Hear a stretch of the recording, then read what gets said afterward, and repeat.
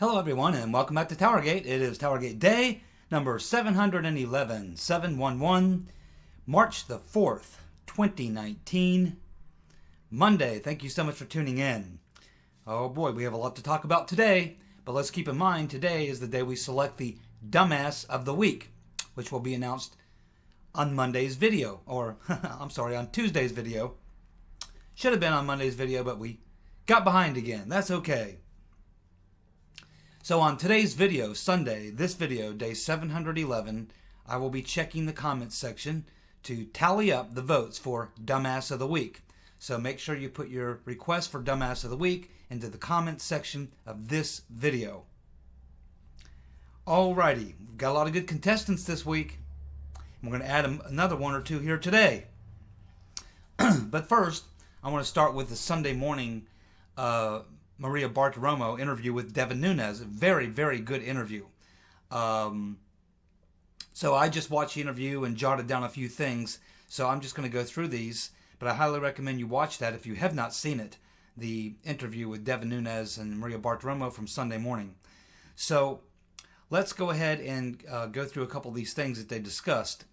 First of all, what I was so happy to hear from Devin Nunes is when he basically said, Russians, what Russians? And what was he talking about? Well, Devin Nunes wants to find out who the Russians were. These so-called Russians that were the sources of the dossier. Now, for those of you who've been following my videos for a long time, you know that I've been saying for over a year and a half now that this whole idea that Christopher Steele, whose sources were Russians. Now, what they want to try to do with that is to say that Steele had some sort of secret sources inside the Russian government, Putin's government. But as I've been saying for over a year and a half, these are not the type of Russians we're talking about. These are not real Russians who are supposedly the sources of the dossier, the Steele dossier. Because remember, we now know there was 4 or 5 different dossiers. Okay, so like I said, I have been saying for the very longest time that Christopher Steele was not really the author of the dossier. He was simply the laundroman. He was the man who everything flowed into so that he could put his name on it and send it out to the media, to the FBI, or anyone else, the State Department and everyone else, because he gave it credibility. The rotten Reverend knew that she, along with Perkins Coie and Fusion GPS, they knew they couldn't create this dossier on their own and walk into the FBI or give it to the media because it would obviously be coming from their campaign. So they had to find someone else to move the dossier through the various channels, and they needed someone who they could use that person's credibility. And that's why they turned to Christopher Steele, because he was a former British MI6 agent. He was head of the Russia desk at one time. He's already he's got plenty of good relationships with American intelligence, the FBI. He worked with them on the FIFA scandal and all these other things. He's got connections inside the American State Department, inside the DOD, the FBI, the intelligence community. So he's very, very well covered. He was the perfect man to be essentially the salesman, the face of the dossier. But he didn't put a bit of it together. And how do we know that? We know that because he told us in his deposition. In his deposition, he said that he never personally met with any of the sources of the dossier, that he relied on intermediaries who relied on collectors.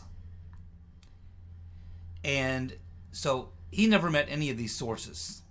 And he said that he didn't go out and pursue the information, that it came to him. He also said in a more recent deposition that he was hired to put together the opposition research to be used by the rotten Reverend Clinton if Trump won the election so that it could be used to challenge the election. So these are all the things that we know that Christopher Steele said. And there's much other evidence that I've laid out over the last year and a half, which led me to believe about a year and a half ago that Christopher Steele really wasn't the author of the Steele dossier.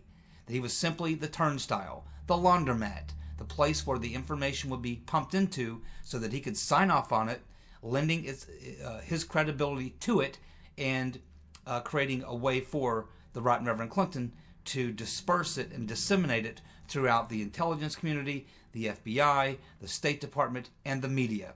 That's basically the long and short of it. So, kind of lengthy, but there you go. That is what Nunes is talking about, and I was so happy to hear him say it, because for the longest time I've been very frustrated when I keep hearing people refer to it as the Steele dossier. Oh, the Steele dossier. He put this dossier together. No, he didn't. No, he didn't. And now, finally, we have Nunes asking the question, who were these Russian sources? Steele didn't meet any of them. Now, he apparently says he knows who they were, and apparently that information was given up in a deposition. We'll get back to that later. So, who were these so-called Russians who were told were the sources of the dossier? Well, we have 4 names that have come up: Felix Sater, Oleg Deripaska, Sergei Milian, and Rinat Akhmechin. Now, what do all these individuals have in common? Well, they're all basically of Russian descent, but none of them are really Russians in the sense that they don't work for Putin, they don't work for the Russian government, they don't really live in Russia. They live in New York and various other places. A couple of these guys are really rich, so they've got properties all over the damn world. But they don't hang out a lot in Russia. They don't hang around with Putin. They don't hang around in the intel community or anything like that. These guys are more American than they are Russian. Yeah, they got Russian names. Yeah, they have Russian. They're of Russian descent. But these guys live in New York and various other places in the U.S. and other places in Europe. They're really not what you would, because what they want you to believe is these are people who are deep inside Putin's government. They were not. And the only one of the 4 that even held any position whatsoever was Akhmechin. And that was 25 years ago. He was in Russian military intelligence. But he's essentially been living in the States, just like Milian, just like Sater, for many, many years. These guys have no more connections to Putin or inside intel people in Russia than you or I. And of course, Deripaska, he's a world traveler. He's a billionaire Russian world traveler. Yeah, he does do business in Russia. I assume certainly Putin would know who he is. He was at one time one of the wealthiest Russian oligarchs in Russia. But I don't think he's a big friend of Putin, and I don't think they're great friends. I think they have interests sometimes which may have intertwined. But for the most part, Deripaska is more of an international man. He operates all around the world. He has properties in the United States and Canada, Europe. I mean, he's all over the place. He's not what you would consider, some guy who's an inside source inside Russia. And even if the Russian government did have some sort of material on Trump, black material or whatever, these individuals wouldn't be anywhere near any position in Putin's government to even know about it or have access to it. If Putin had that kind of information, it would be held very, very closely with just a very few people knowing about it. And if it got out, it wouldn't take long for Putin to figure out who leaked it or who let the information out. And it wouldn't be long before that individual would be deader than a hammer. And they know it. So the idea that this information came from within, the deepest part of Putin's government is completely ridiculous. Absolutely ridiculous. So this is why all these things led me to believe about a year and a half ago that we really weren't talking about Russian inside sources, inside Putin's government, intelligence agencies, or military intelligence, or anything like that. These are just a bunch of guys who basically, Sater, Akhmechin, and Milian live in New York. They've been living in the States for years. They have no connections to anybody in Russia that's of any significance or importance, and certainly would have no knowledge of any type of super secret information that Putin or his government will be holding on Trump. And of course, Deripaska is of course this billionaire, but he's not in the inner circle with Putin. Putin wouldn't trust Deripaska as far as he could throw him. And he's mostly connected to Americans. So that is what really got my attention when Nunes started talking to Maria Bartiromo about what Russians. because Nunes has obviously figured out what I figured out a year and a half ago, and I'm sure he figured it out long ago as well, is that, this whole narrative about these so-called secret Russians, or not secret Russians at all, they are the very individuals I just mentioned, and they are exactly who I just said they were. And Nunes knows that. And that changes things dramatically.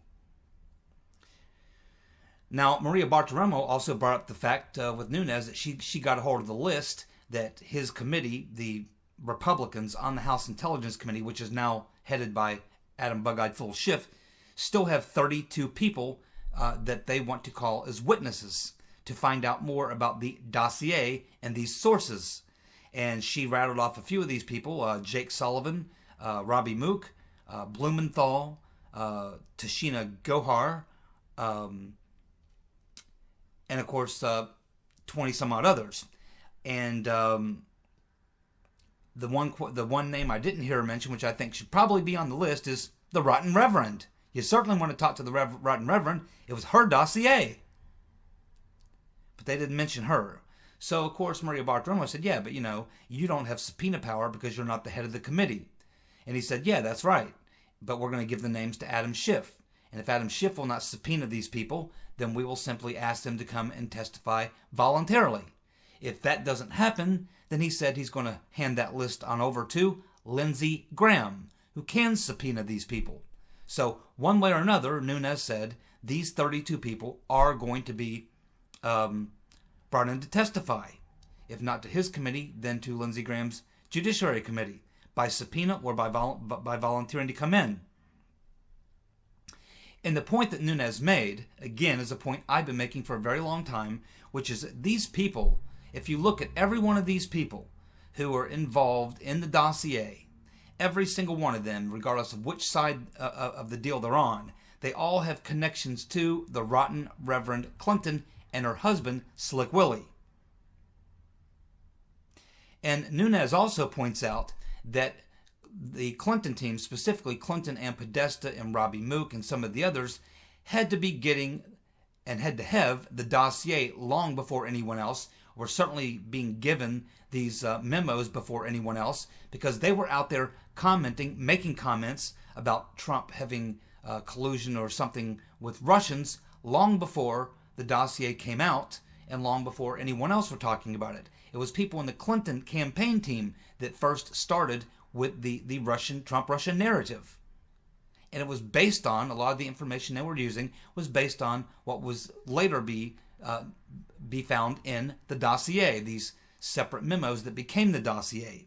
So Devin Nunes wants to know. That's why he wants to interview all these people. Where were they getting this information? When did they get the dossier? When did they see it? And all this sort of thing. So that is where Devin Nunes is going now, to really sniff out the origins of the dossier, which is exactly what he should be doing.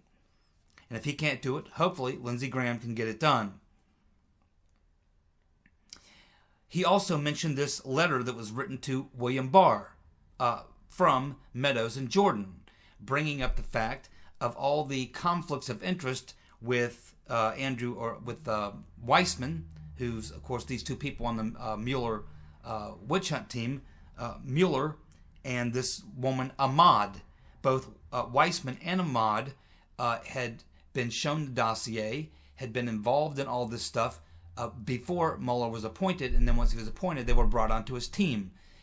Nunes brings up these various conflicts of interest. There were 4 or 5 specific points that they brought up, and they sent this letter to Barr, and they are expecting an answer from him by the 15th of March. If they do not get an answer from him by the 15th of March, they are going to look at possibly calling him in to question him, or they're certainly going to be taking some sort of follow-up action. So they're going to stay on top of Barr, and they're going to try to force Barr into looking into things that he may not voluntarily be interested in looking into.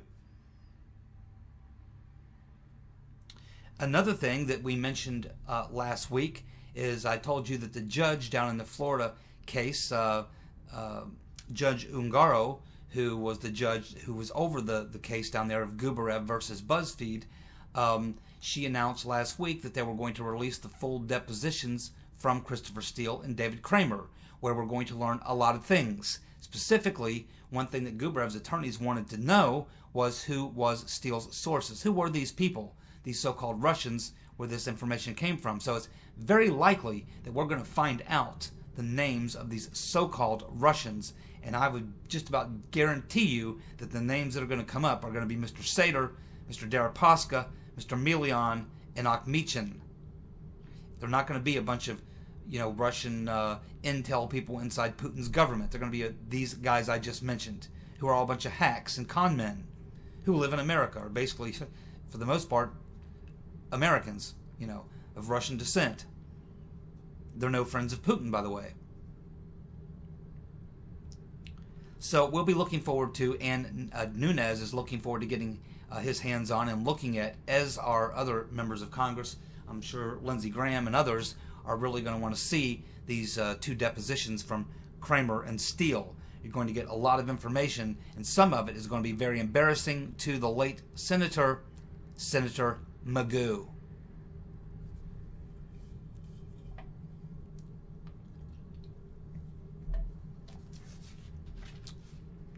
So, that is my thoughts on the Devin Nunes interview with Maria Bartiromo. I highly recommend you check it out. It's definitely worth watching because there's some more stuff in there. But these were the main points that perked my ears up. And these are all very, very good things. These are things that have been frustrating me for a very long time now, because I'm sick of hearing the term Steele dossier, or Steele was the author of the dossier. I'm sick and tired of hearing about Russian sources. Hear Hannity say that all the time. They got this information from Russians. Not really. So this is why I really want to see this thing aired out, because I think when we get to the bottom of it, we're going to find out exactly who these so-called Russians were, and we're going to find out that Christopher Steele wasn't the author of anything. Well, it looks like Bernie gave himself a big speech, and he had about 10,000 people there. Of course, the speech to announce his fact that he's running for president. This was in New York, not in Vermont. No, in Brooklyn, I believe, where he's from. And the old commie Bernie is delusional, as we all know. Again, he used that word that he wants to transform the American system. What does it mean when he says he wants to transform? Well, that means change. That means take what we have now, the American system, and get rid of it and have another America system. And his system would be the communist system, disguised as democratic socialism. But it's communism, straight up. He also had the audacity to describe Trump's government and Trump's presidency and what he's doing in his administration is being about greed, hatred, and lies. Greed, hatred, and lies. Do you think that the Bernie fans are feeling the burn? Oh, I thought they felt the burn in 2016 after they donated all that money to him, and then he didn't have the guts to even stand up to a couple girls who came up and took his microphone away from him on stage. Didn't have the guts to stand up for the rotten Reverend Clinton in the DNC when they stole the election from him. Didn't have the guts to even back his supporters who went and tried to fight on his and their behalf for being cheated. Bernie was nowhere to be found. Instead, what did he do? He knelt down and kissed the ring, and he got paid off big time. Bernie made a lot of bank on that little roll, and that's why he's back in the game, because these demo commies, they really want to feel the burn. Oh, they're going to feel the burn because two things. Number one, the Democratic Party, the big donors, the corporate class of the Democratic Party is not going to allow Bernie to have the nomination. I don't care what they have to do. They're going to cheat him again if they need to. They are not going to allow Bernie to be the Democratic nominee. It's not going to do it. So that's the first burn they're going to be feeling. And he won't fight back. We already know that. We've seen his act before. But here's when they really begin to feel the burn. And that's after Bernie loses. And then in the run-up to 2024, when they get ready for 2024, in that open election period, that's when old Bernie, commie Bernie, is going to sell his list of his donors to the DNC, probably for somewhere between $10 and $20 million. Bernie Sanders' retirement plan, his retirement nest egg, is his donor list. And he's going to sell it out to the DNC and the corporate Democrats probably somewhere just before 2024 elections. And that's when he's going to cash out and walk out with 10 to 20 mil in his pocket. That's when his fans are really going to feel the burn.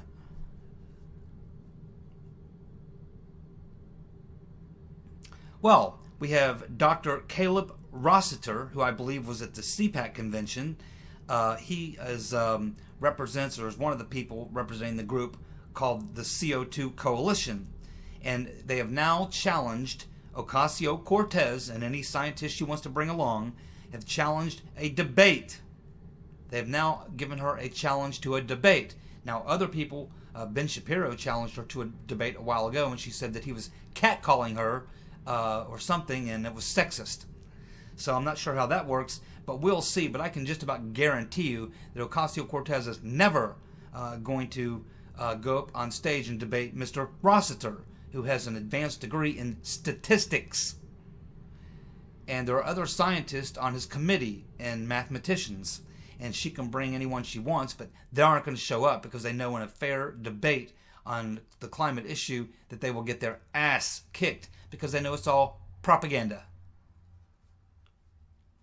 Well, my friends, my pick last week for Dumbass of the Week was Amy Klobuchar. She didn't even make it into the top 5. But I think she's trying really hard to be a strong competitor this week. Now, you would think, and I was talking about the fact that we talked about the fact that she got on an airplane, one of her aides brought her a salad, didn't have a knife and fork there, so she whipped in her purse and pulled out a comb, and she proceeded to eat her salad with a comb. Now, that's disgusting. Very, very disgusting. It's just one of them things you want to forget about and hopefully never hear again. Probably, I'll never be able to eat salad again as a result. Now, a wise politician would realize what a bad deal that is, and they would just simply not comment on it, do something to change the story, change the narrative, and hope that thing goes away as quickly as possible. There's nothing even remotely cool or hip or funny or clever about that. It's just one of them things that makes people sick. You want that to go away as quick as possible, and it was starting to fade. It's been a couple days since anyone talked about it. It got a couple of days of big fanfare because it's crazy as hell, but then it kind of went away. But what did Klobuchar do? Well, you want to talk about a dumbass. She revived it. She revived it. She brought it back from the dead. It was just about dead and buried and gone because we've had so many other dumbasses come out and say stupid things that it had just about had its play through the cycle and it was just about gone. But what does she do? Well, she goes and gives a speech at the Gridiron Club in the District of Criminals, and she brings it up. And she decides to bring it up by making a joke of it, trying to make a joke of it. So she said the following. She said, let's see. When asked about using her comb to eat her salad, she said, quote, "It just needed a bit of scalp oil and a pinch of dandruff. It just needed a bit of scalp oil and a pinch of dandruff." Ugh. That's even more gross, even more sickening. And now I know I will never have a salad ever again. So there it is. It's just about gone. People just about forgotten about it. She could have changed the narrative with just about anything. Instead, she revives it with this joke. She thinks it's a joke. She thinks it's funny. It's only going to gross people out. I'm pretty sure nobody laughed. I'm pretty sure most people were grossed out by it. So now, not only did she whip out her comb to eat her salad with it, she now says that all it needed was a bit of scalp oil and a pinch of dandruff. And it would have been yummy. Oh, man. So, there you go. You talk about a dumbass. You know, this woman is a major, major dumbass. I mean, she never should have revived that. But she did. And that makes her a serious dumbass. And a very strong contender for Dumbass of the Week. Although, handing out cotton to little black kids at the governor's mansion and telling them to think about picking cotton and being in slavery is pretty dumb too. It's going to be a tough call this week. It's going to be a tough call. And of course, Ocasio-Cortez is always in the running. You got the rotten Reverend Clinton out there. It's going to be a tough competition as usual. Well, the Washington Post editor wrote a fairly large story a couple of days ago in an effort to, in a way, apologize to Mr. Sandman. Because, of course, they're being sued now for $250 million. And the attorney for Mr. Sandman has now commented and basically said, it's a little too little and a little too late. He's still going to go through with the $250 million lawsuit, and he says that a media bully doesn't learn until it pays. Well, I don't know what's going on with Rand Paul. As you know, I like Rand Paul, but sometimes he does some things that are just... I mean, I understand standing on principle. I really do. I understand standing on principle, but there's some larger issues at work here. And so it looks like Rand Paul is saying he will block Trump's national emergency, and if he does that, he will likely be the vote that allows it to pass the Senate. If Rand Paul votes against it, and he is the reason that it moves from the Senate, I think it's going to hurt him in his election. I don't know when he's up for re-election again, but I'm pretty sure a lot of those folks in Kentucky are not going to like that very much. Yeah, they understand the principle of it, but there's something larger at play here. And I think on this one, you got to get behind the president. And I don't like these national emergencies either, but, you know, he's tried everything. This is a last resort. And we do have a real crisis at the border. It's a major issue. It also, you got to support the president, especially given the very peculiar nature of things that are happening since he became president. We are in extraordinary times, and I think it's time for Rand Paul, even being a purist, to understand the bigger picture. And I'm very disappointed if Rand follows through and ends up being the vote that allows that to pass through the Senate, because that will force Trump to veto it. And I'd rather not have to see Trump have to veto that. I would rather see it die in the Senate. And it probably will, unless Rand Paul casts his vote the way he says he's going to, in which case that bill would probably pass the Senate and force Trump to veto it. And it's not going to help him as it works its way through the courts. Think about it, Rand. Think about this, Rand, before you do that. Please. Well, guess who made the cover of the Rolling Stone? The cover of the Rolling Stone.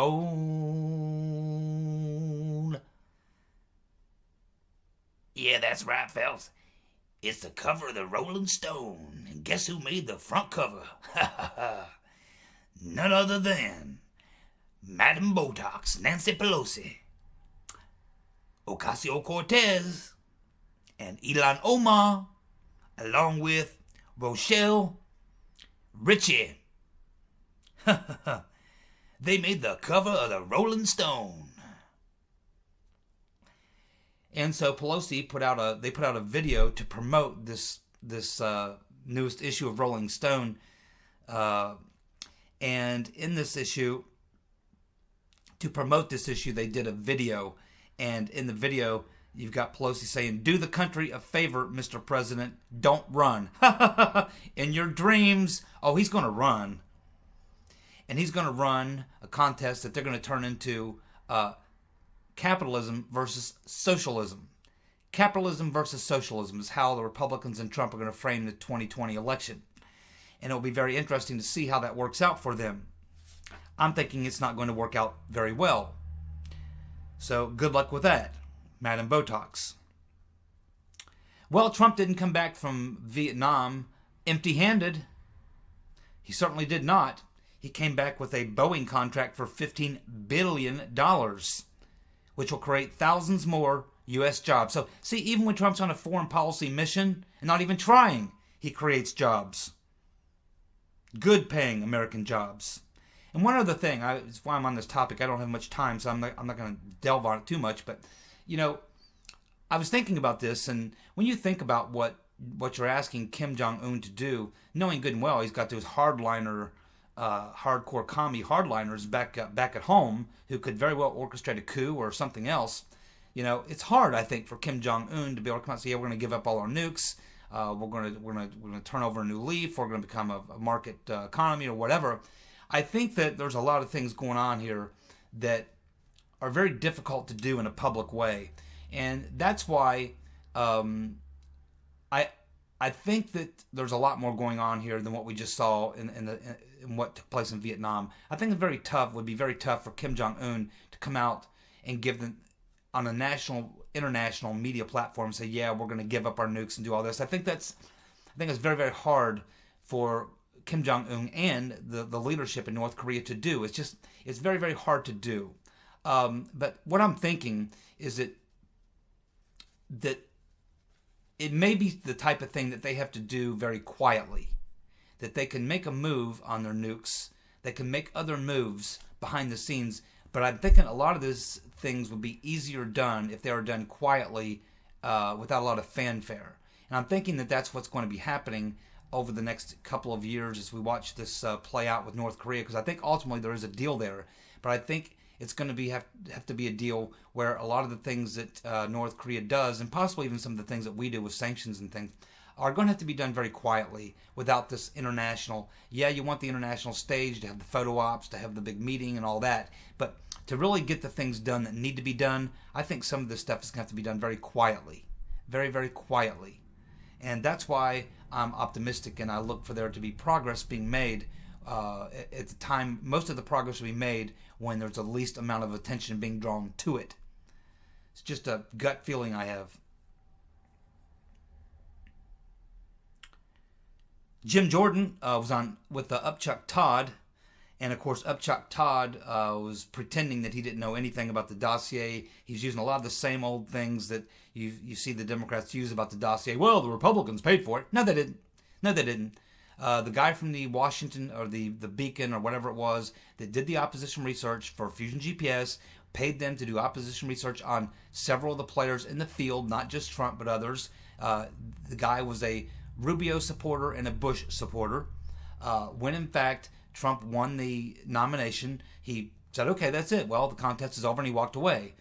And at that point, that's when Clinton came in and took it over, and that's when Christopher Steele came in, and that's when all the other things came in. All these things came in after the guy from the Washington Beacon or whatever it's called got out of it. So Upchuck Todd tried to use that. Jim Jordan did a pretty good job of shooting that down. Chuck Todd says the dossier was not the reason for the investigations and the FISA warrants. And of course, that's what they've been saying all along. And of course, Jim Jordan set him straight on that again. But Todd, of course, changes the subject. Every time you nail him on a point, he changes the subject to something else. Todd also says that Russians wanted Trump over Clinton. Not true. Not true. If anything was going on, what we did learn was we found out that the Russians weren't trying to help any one person win or lose. They were just trying to create chaos. That's the findings of the Senate Intelligence Committee. Wrong again, Chuck. Then he asked Jordan, why did Trump hire Cohen and Manafort? Well, Jordan said, well, I don't know why he hired him. Well, okay, that's a good answer. You can say he didn't know why. But in the case of Cohen, Cohen was a friend and loyal, his attorney and his friend, and for 10 years. Cohen only turned on Trump in the last 6 or 8 months once he got indicted and was being threatened with all this stuff. And it appears maybe his wife was being threatened with jail. So when he turned on Trump, he became an enemy of Trump. But for the last 10 years, when he was Trump's friend and attorney, they were fine. As far as Manafort was brought in just for a specific thing, and that was to lock up the delegates that they were trying to steal from Trump. He's an expert at something like that, and I'm pretty sure that Trump didn't go do a big background check and find out about the lobbying and stuff that Manafort was up to, or his bank crimes or anything like that. Trump didn't give a damn. He needed somebody to come in, a real professional who understands the game, to come in and lock up the delegates. That's what he was paid to do, and that's what he did. In fact, Manafort wasn't even paid. He volunteered.